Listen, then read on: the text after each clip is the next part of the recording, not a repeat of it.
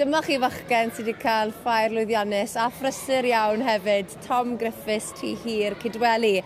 Tom, beth yn gwmws sydd wedi gwneud i gyd? Wel, llwyddes i ennill dosbarth barnu stoc carcas 18 gyda'r ffaimr ifenc. A ni wedi clywed digon am feirniadu stoc. Beth yn gwmws ti'n goffo gwneud? Chi goffo gosod reil o 4 carcas yn ei trefen o'r gorau i'r gweitha. Allan o'r 4, a wedyn chi goffo roi'r ysymau drosto eich penderfyniadau wedyn.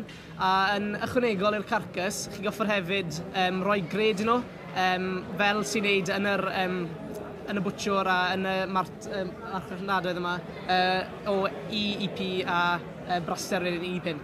A mae hwnna yn sicr yn helpu ti wedyn pam ti'n mynd i ddewis a dethol oed ar gyfer y lladdu dy hunan, felly yn dy baratoi di'r gyfer y diwydiant? Yn sicr. Beth, pwy sydd wedi bod yn hyfforddi ti? I fod yn deg, mae'r sir unan gyda Gyfyrddin wedi bod lan i Dambia i cael noswaith sy'n trefnu ni a paratoi ni ar gyfer y cystadleuaeth. A wedyn chi goffod gwneud cystadleuaeth yn y sir, a wedyn os o'n i'n digon lwcus i mynd mlaen wedyn i cystadlu ar Rafa Gymru.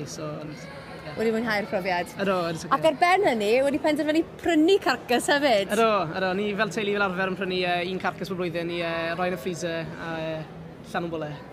A mwynhau ar gynnyrch Cymreig o safon. Yn sicr. Ond carcas yw hwn o iddo Eifion Hughes Frondeg, Sir Gar, felly wedi cadw fe o fewn Sir. Of gwrs, digon bwysig cefnogi rwy'n i'n nabod a mae'n mynd yn camellach wedyn nhw fe. A rwy'n gweld o'r gred U3H, ti'n mynd bach o fraster yn o fe, a mwyn asyn bwysig?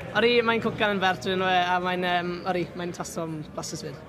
A fel y Sir Gar yw'r Sir Nawdd eleni, ti wedi bod yn rhan o hwnna hefyd? Yn sicr, ni wedi bod yn bysi yn mynd i Eili neu supporto wahanol nosweithi.